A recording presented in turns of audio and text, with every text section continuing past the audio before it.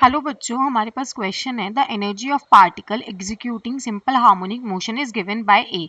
अच्छा, यहाँ पे ना एक्स स्क्वायर है ये plus b v square where x displacement mean position और x इज इक्वल टू 0 पे and v is the velocity of particle at x and a and b constant है। ठीक है, तो हमें बताने हैं कि करेक्ट ऑप्शंस क्या होंगे। तो सबसे पहले लिख लेते हैं e क्या है हमारे पास a x square plus b v square. ठीक है, अब देखो पहला a at extreme position आपकी वेलोसिटी क्या होगी 0 और x कितना हो जाएगा आपका एम्पलीट्यूड मैक्सिमम। ठीक है, वैल्यूज पुट करते हैं तो ये हो गया e is equal to a capital small a का स्क्वायर। तो स्मॉल a कितना आया under the root e by a।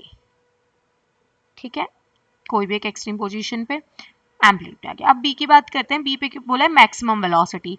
तो at mean position maximum velocity होती है मीन पोजीशन, है ना।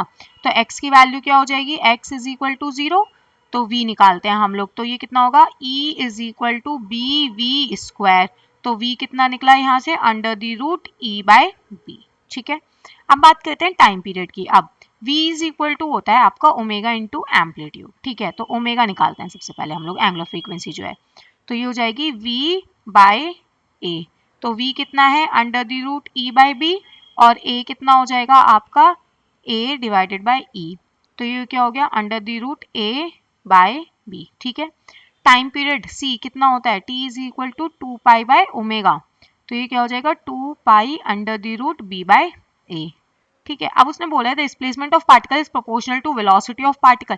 डिस्प्लेसमेंट ऑफ पार्टिकल और वेलोसिटी ऑफ पार्टिकल एक दूसरे के प्रोपोर्शनल नहीं है, तो ये ऑप्शन इनकरेक्ट है। अब बाकी ऑप्शंस मैच कर लेते हैं कौन कौन सा करेक्ट है। देखो यहाँ पे क्या आ रहा है एम्पलीट्यूड ऑफ एसएचएम कितना है हमारे पास 2EA, ये इनकरेक्ट हो जाएगा।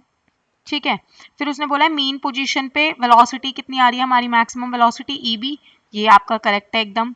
ठीक है, फिर टाइम पीरियड ऑफ मोशन उसने हमसे पूछा है, तो टाइम पीरियड ऑफ मोशन भी हमारा कितना आया 2 pi under the root b by, तो ये वाला आंसर भी करेक्ट है। Thank you.